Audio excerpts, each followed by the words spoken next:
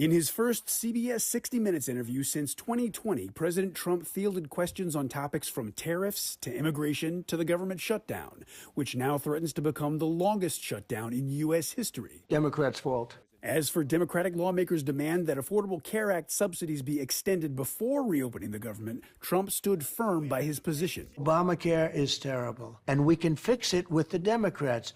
All they have to do is let the country open, and we'll fix it. On immigration, the president was asked if the methods used by ICE have gone too far. I think they haven't gone far enough because we've been held back by the judges, by the liberal judges that were put in by Biden and by Obama. Trump also addressed the upcoming Supreme Court oral arguments on whether his tariff policy is legal. I think it's the most important subject discussed by the Supreme Court in 100 years. The president asked what happens to his economic plan if the high court rules against him on tariffs. I think our country will be immeasurably hurt. I think our economy will go to hell. The wide-ranging interview also covered topics including cost of living, foreign policy challenges, and concerns about the possible use of the military to combat crime in American cities. I'm Reed Binion reporting. As the U.S. government shutdown approaches record length, SNAP benefit recipients, I don't know how much longer I can last, and government workers remain in limbo. By not having our paychecks, we have a 2-year-old, and so it really has impacted our ability to just ensure that we're covering all of our bills. Facing a Monday deadline from a federal judge in Rhode Island, the Trump administration said it would fund half of November SNAP benefits using contingency funds. Treasury Secretary Scott Bessent said Sunday full benefits can be restored if Democrats drop demands for an extension of federal health care subsidies and vote to pass the GOP funding bill to end the shutdown. Democrats are in the middle of a civil war, and they should just open the government. That is the easiest way to do this. Some Democrats argue President Donald Trump should do more to break the stalemate. Cutting down the East Wing to build a ballroom, he should be at the table negotiating with Democrats to reopen the government. Trump, in an interview with CBS's 60 Minutes, again encouraged Senate Republicans to ditch the chamber's 60-vote rule to force an end to the shutdown, an idea GOP leadership has rejected. The Republicans have to get tougher. If we end the filibuster, we can do exactly what we want. We're not going to lose power. Meanwhile, Monday saw more delays in lines at the nation's airports.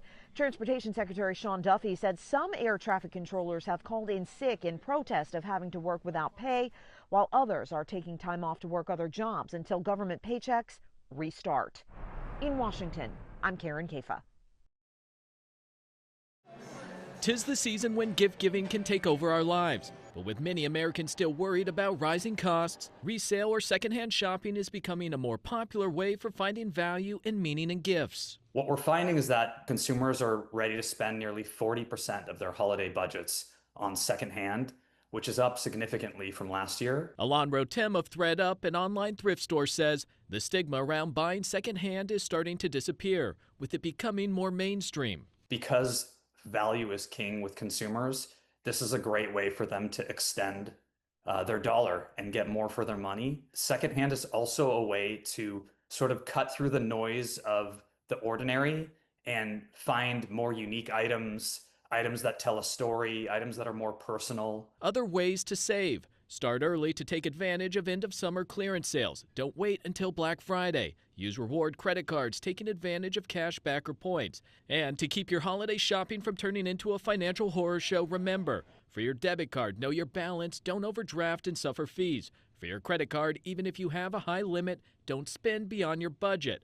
And with buy now, pay later options, try not to use them for discretionary spending that can quickly add up. Very easy to forget, say 2 out of the 20 small purchases with different payment due dates that you made from a few months ago. And once you have missed payments, they may get reported to the credit bureaus. In Washington, Michael Yoshida. From credit cards to buy now, pay later services to simply understanding a budget and how to stick to it, we spoke with several financial and value experts on how to be savvy and strategic with your holiday shopping. 'Tis the season when gift giving can take over our lives. But with many Americans still worried about rising costs, resale or secondhand shopping is becoming a more popular way for finding value and meaning in gifts. What we're finding is that consumers are ready to spend nearly 40% of their holiday budgets on secondhand, which is up significantly from last year. Alon Rotem of ThreadUp, an online thrift store, says the stigma around buying secondhand is starting to disappear, with it becoming more mainstream. Because value is king with consumers, this is a great way for them to extend their dollar and get more for their money. Secondhand is also a way to sort of cut through the noise of the ordinary and find more unique items, items that tell a story, items that are more personal. Other ways to save. Start early to take advantage of end-of-summer clearance sales. Don't wait until Black Friday. Use reward credit cards, taking advantage of cash back or points. And to keep your holiday shopping from turning into a financial horror show, remember, for your debit card, know your balance, don't overdraft and suffer fees. For your credit card, even if you have a high limit, don't spend beyond your budget. And with buy now, pay later options, try not to use them for discretionary spending that can quickly add up. Very easy to forget, say, 2 out of the 20 small purchases with different payment due dates that you made from a few months ago. And once you have missed payments, they may get reported to the credit bureaus. And one of the experts we spoke with recommended to use a budgeting app to lay out a clear picture of just how much money you have coming in and how much you're using on expenses. Then you'll know just how much money may be left over for items and gifts for your friends and family. In Washington, I'm Michael Yoshida. The government may be shut down, but local businesses are stepping up. Your reporter covering Placer County, Connor McGill, spoke with 2 Roseville businesses that say even a small act of kindness can make a big difference. Fresh baked goods skip the shelves and went straight into neighbors' hands. A Roseville bakery is stepping up as SNAP benefits disappear. It's awful, right? Like, we can't not give people what they need. Sorry. For the owners of Hidden Coffee Bar, seeing their fellow community members struggle hits close to home. My wife and I, we personally have experience being on SNAP benefits in the past, and I grew up in a household that I had to get free hot lunch as a kid, in a family like that, and so when that happened, we knew we wanted to help in some regard. When Austin and Juliet Frucci heard SNAP benefits would stop amid the government shutdown, they took to social media, announcing a simple but powerful gesture. The Hidden Coffee team has talked and collaborated and has decided to offer free coffee and pastries to anyone who is currently on the EBT and SNAP programs. That post inspired another Roseville business owner to jump in. Austin and Juliet, they did a post, and it was a no-brainer for us. I mean, how could you not step up and take care of people and take care of your community? It's so important, and we can do it, and I can make more bread. Just gluten-free kitchens filling a gap in funding with what they do best. No questions asked. If you have a SNAP card and you're hungry, you can come in and get free sourdough. For both businesses, it's not about the dollars lost. It's about the connection gained. Coffee is not necessarily like filling the need that SNAP does, but one beautiful thing about coffee is that it can spark joy, enjoyment in life, and so being able to offer maybe a little bit of joy, of rest, of like connection in a time that's really stressful is really important to us. Now, both Hidden Coffee Bar and Just Gluten-Free Kitchens are now accepting donations to keep their efforts going, hoping to continue to bring a little bit of comfort in one cup and loaf at a time, right? We're going to. The government shutdown is now in its 2nd month. At the center of the battle on Capitol Hill, healthcare subsidies that make insurance more affordable for millions of Americans. Those tax breaks, though, are set to expire. Democrats want to see them extended. Ripping health care away from millions of Americans is unpopular.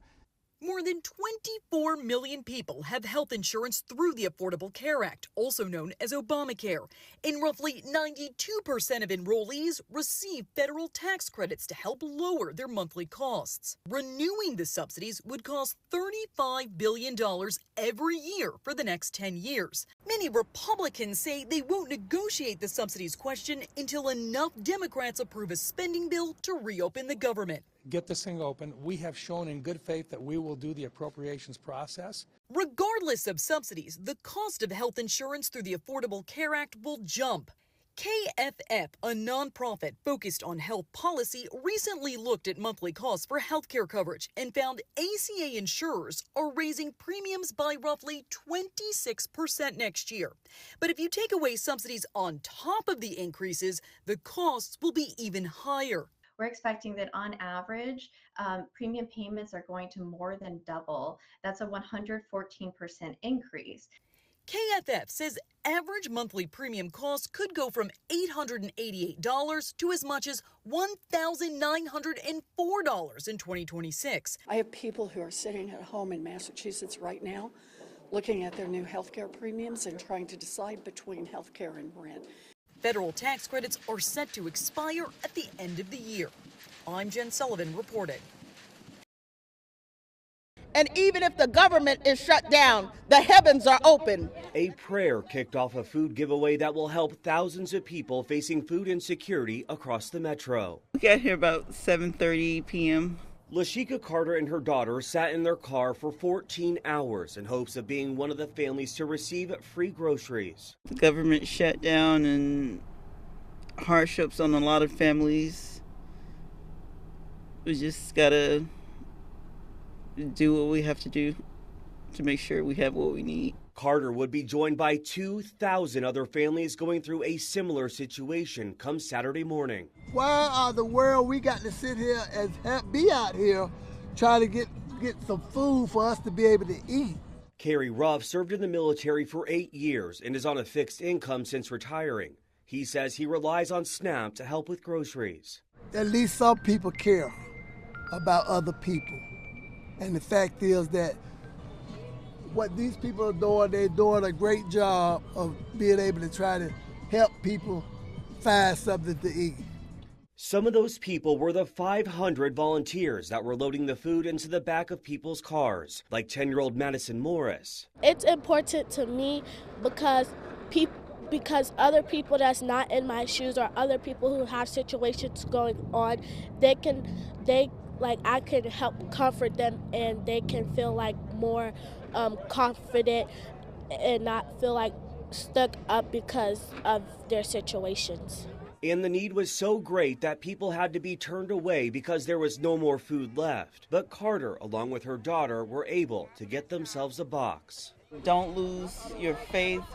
Keep your hope in God. Keep praying. Keep pushing. He's going to make a way because Psalm 23 said, "The Lord is my shepherd and I shall not want." So he will meet every need. Carter says the box of groceries will help take the edge off and will put a plate of food on her table for her birthday.